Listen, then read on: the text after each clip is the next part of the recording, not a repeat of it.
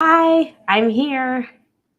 Just want to see if anyone, I'll give a few minutes before we get started in today's topic, which I'm so excited about.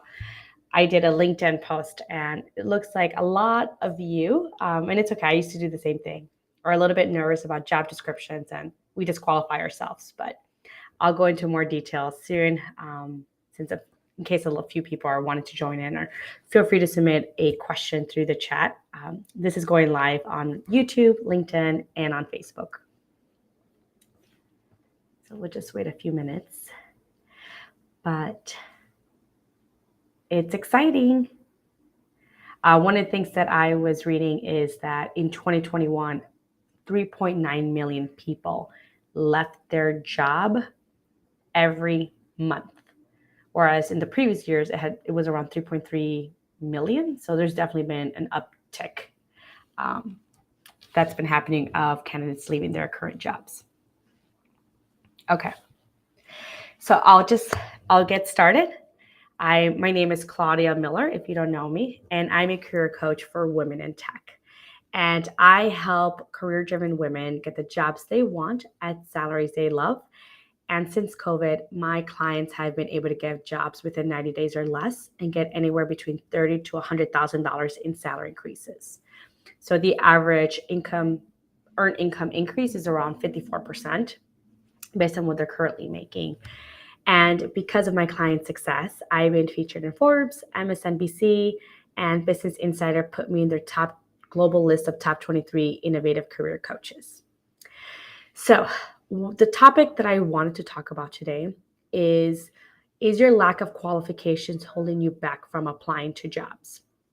And this is something that I see very frequently and I hear a lot from my clients and some of my followers and just candidates that I speak to that are currently job searching. And the myth is that you should fit 100% of the job qualifications. And that's not true.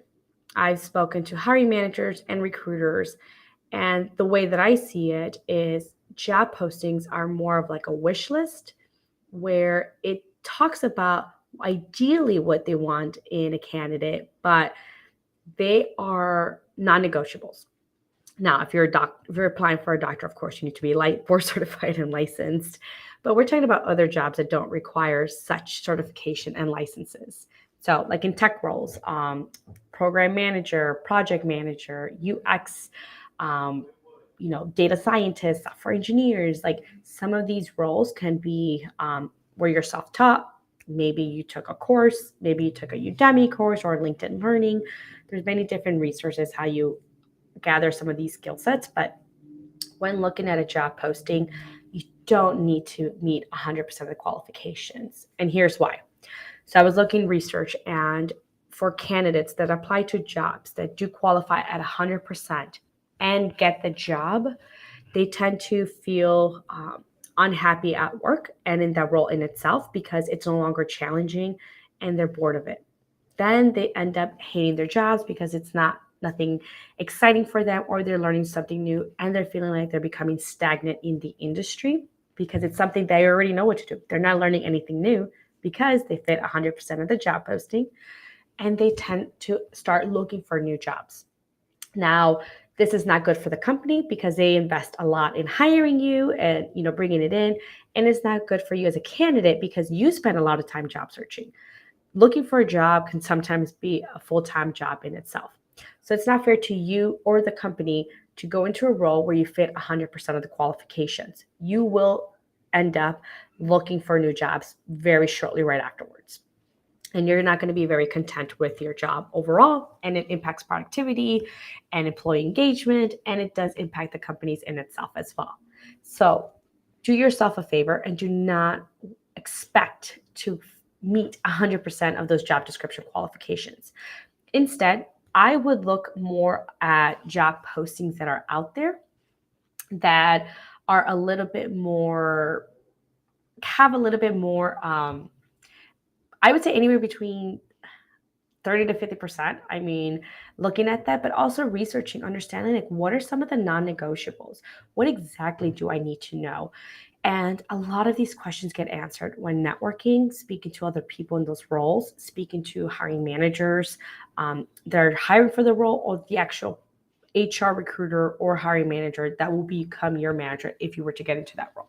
So there are some questions you can ask to get a better understanding of it, of like what are must-haves, what are non-negotiables. And then if they're like, well, we need someone that's certified in PMP, but let's just say project management, you can ask, well, I am not certified in PMP, but I've done project management for the past 10, 15 years. And I've worked with both technical and non-technical teams with budgets ranging from, 100,000 all the way to 5 million. Or it could be something like, I work with projects that short-term, mid, and long-term. So the shortest have ranged from 3 weeks and the longest have taken around 2 years. Does my experience meet the qualifications, even though I don't have that PMP certification? And they might say, oh, yeah, that if you have the experience, that trumps anything right now over the certification. So those are questions you want to ask to really ensure, do you really need that certification? Because the last thing you want to do is spend money and time and delaying you get into the role because you think you need to have the certification, or you think you need to have your master's degree, or you think you need this other advanced degree out there. Most of the time when my clients do a lot of this research beforehand, 80% of the time they figure out or they find out that they don't need the certification. It's just a nice have, or they already have the skill set, they're just not certified. And the employer is okay with that. As long as you can do the job, or you feel confident, or you can find the resources, they're more than happy to have you on board. So it's really understanding like who the company is. And again, these are questions that you can ask the recruiter or you can ask the hiring manager. And one of the things too that I've noticed is that some companies, not all, but there are some companies that have templates for job postings. So they'll say, hey, we're looking for a project manager. And they might say, well, we have a template for project manager. Yeah, go ahead, post that, and then I'll just tailor the interview based on what I need. So they don't necessarily want to change the job posting. Not everyone's really good at writing job descriptions. It might already be outdated. It might not even be relevant to the department or role that you're currently applying for. So don't discount yourself based on the job posting. Instead, let's uncover the unknowns. Let's find out the real truth. Maybe it is a company that they need someone to, roll up their sleeves and immediately start working. If that's the case, because they have so many fires and there's no one to train them, that might not be a very good situation for you if you have, 30% of that skill set. But, there are companies out there that might say, actually, we do have, we have training, or we have other ones that can go on board, or we're okay as long as like you understand the concept of it, because things are changing so fast, especially in tech, that we just need someone that can be resourceful and get the job done, or know who to ask or what questions to ask and do the execution to get the work done. So like these are the things you want to know of, like, what is the state of this job posting? What are you currently looking? What are your biggest challenges? What are your resources available to you? What are the must-haves and non-negotiables for this skill set? And even dig deeper. If they were to say, hey, we're looking for a manager that has management experience, ask them. Can you be specific what type of management experience worries you or you're most interested in that you think will be valuable or an asset to this role? And if they're like, well, we just want a manager. Because the thing is, every manager has had their first management experience. There are no babies born out there that are born with VP level executive or management experience. We've all had to have our first manager experience. So don't let that prevent you from not having management director or senior director experience whatsoever, because everyone has had their first role. So this might be the time, if you're ready and primed and set, to have your first manager, director, or whatever new role that you're going after. So don't discount yourself. Don't rely on the job description. And there was actually some stats and data that I was reviewing that it was around 60%, 60 to 62% of candidates said that what they're currently doing in their job does not reflect what was in the job posting. And to be honest, a lot of the jobs have changed since COVID. I had a client who used to be an experiential marketing manager. So they would go to trade shows and events and create the marketing, the promotions, the giveaway, the experience for the company. Got hired, 2 months later, COVID happened, lockdown, no more in-person events, no more trade shows. And guess what? My client had to change her whole entire role. Like her role was changed to now you're in charge of virtual Zoom events. She had no experience. Has she applied for the role? Probably. She probably wouldn't even have applied to the work. She probably would have said, I've never worked with online virtual events. I've only done in person. Probably not even qualified. She took her experience and adapted really quickly and fast to change those trade shows and events to more experiential virtual Zoom events that she had to do with no experience whatsoever, but she used a lot of those transferable skills, asked the right questions, had to find out the tech stuff and how to figure that out on her own, and it was very successful in that role. So roles do change, and I bet you if I ask any of you to tell me what exactly your job posting has, you probably won't be able to remember or let me know. And you're like, I have no idea. I've been working at this job. I don't even know what the job posting says.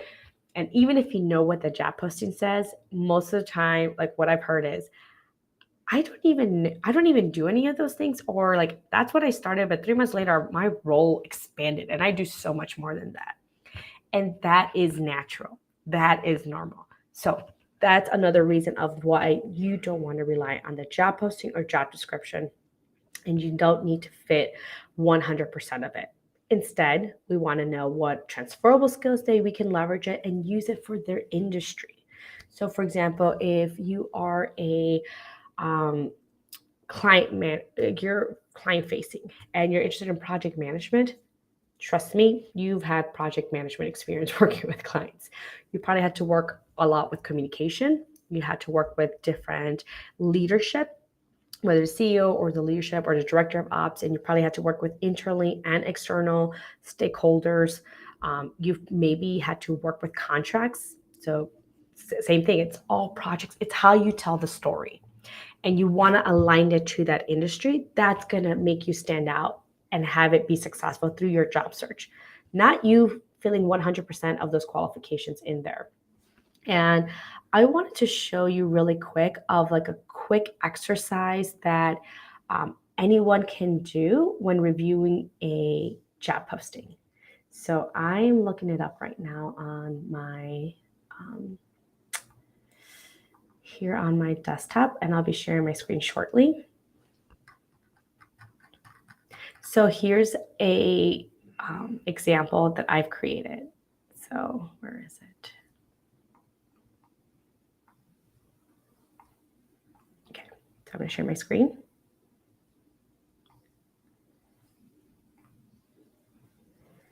And it's this one.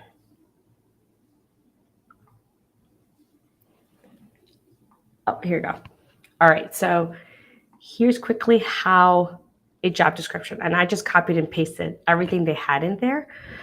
But one thing to do is highlight in green if you have experience. Highlight in yellow, maybe you have the experience, but you're not just 100% confident, or maybe you have it, but you're not certified. And red means I have no experience whatsoever. Don't even know what this means. I might even have to look up what exactly they're asking for.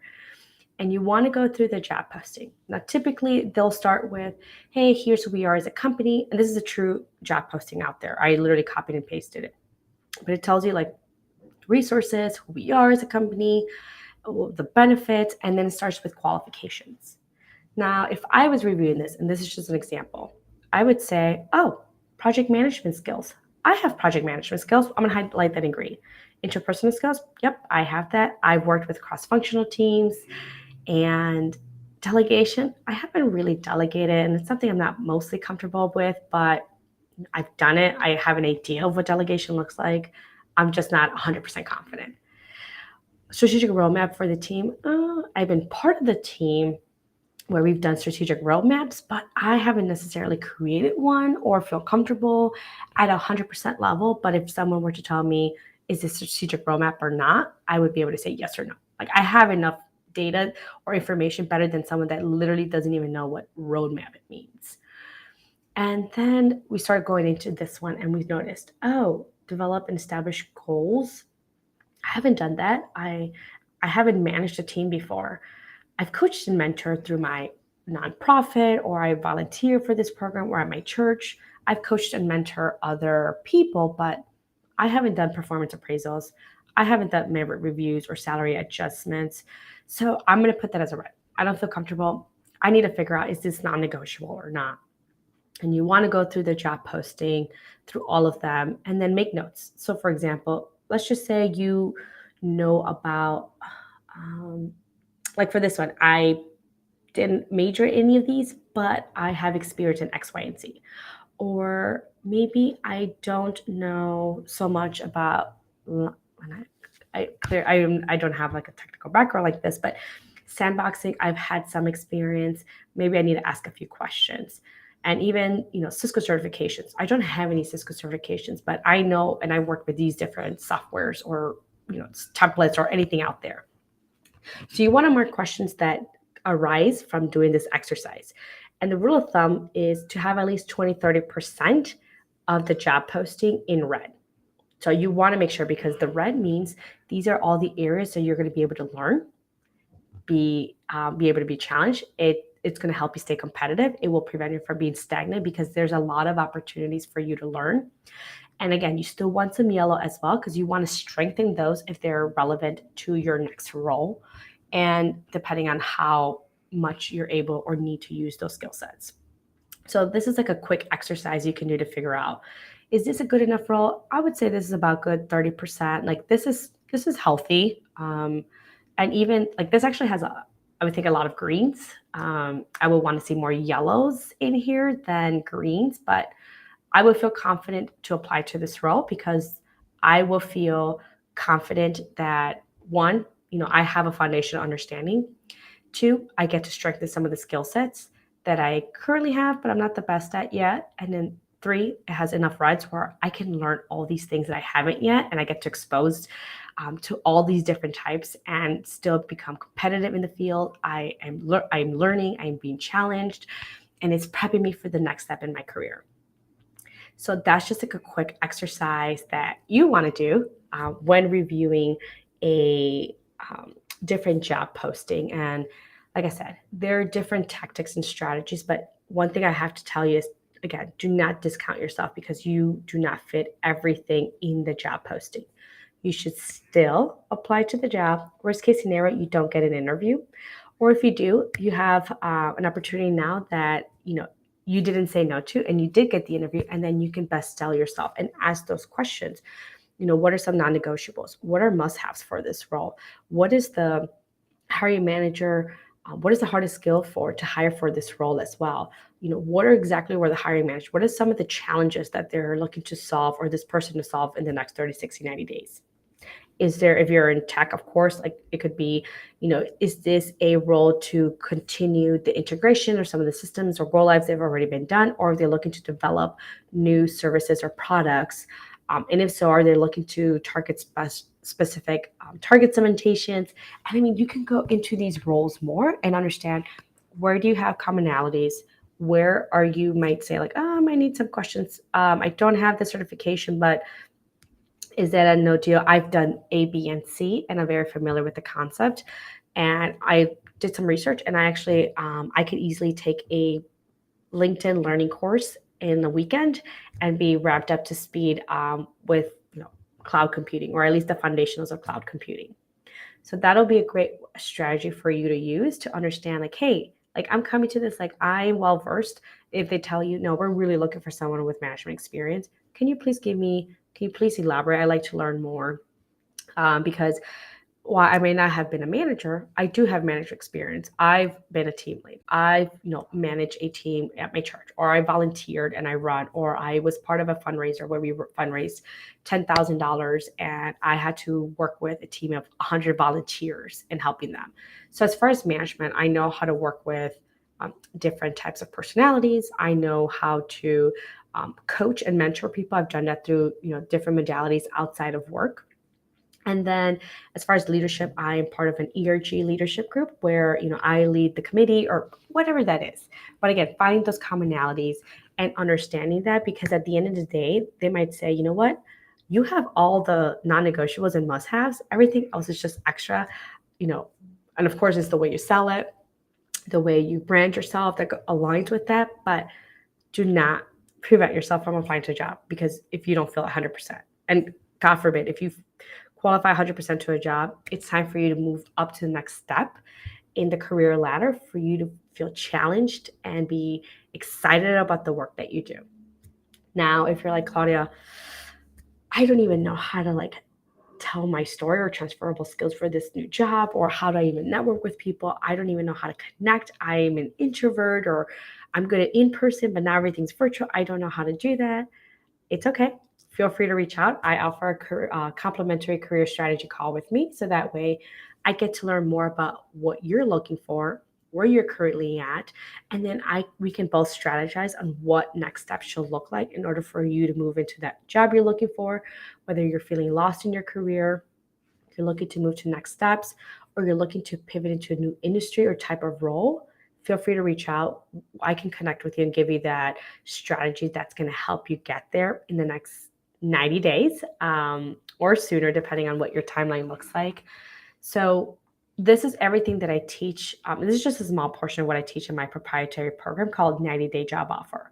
So it's really understanding what are the unknowns of this industry and this role, especially if you're pivoting to a new industry or type of role. We want to know what are true unknowns, what are the must-haves, what are the top or hardest skills to hire for in this role, how to do this research, how to identify all these answers to these questions. So that exercise I just showed you, it's like a small part of that, but it does make a big difference. And a lot of my clients have said when they go through the exercise, they feel relieved. They feel confident now. They're like, oh, I thought if I had red, like that would be horrible. And by the way, if red triggers you, feel free to make that any color, pink, blue, whatever that it is. But know that you need to have a small percentage, like at least 30% of the job posting that you don't know. That is an opportunity to learn, grow, and develop. And you're more likely to stay in that role longer, and the company is happy because you're not leaving after 3-6 months because the role is not what expected, or you're just bored of it and tired of it. So I'll add it to the link, but feel free to, like I said, reach out to me for a career strategy call, complimentary. There's no obligation. And then I can help you kind of strategize what you need in your job search. So till next week, and don't forget, every Wednesday at 5 p.m. Eastern Standard Time, I go live on my LinkedIn, Facebook, and YouTube now, my YouTube page, on additional career searching tips and how to accelerate in your career and get paid what you're worth.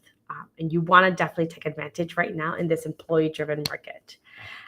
If you watch the replay, let me know in the comments that you watched the replay. And I want to know, what did you find most insightful in this session event that we had on today? And if you have any other questions or situations, feel free to private message me if you don't want your employer to know, or add it to the comments if you're unemployed or you're like, I honestly don't even care if they notice that I commented here.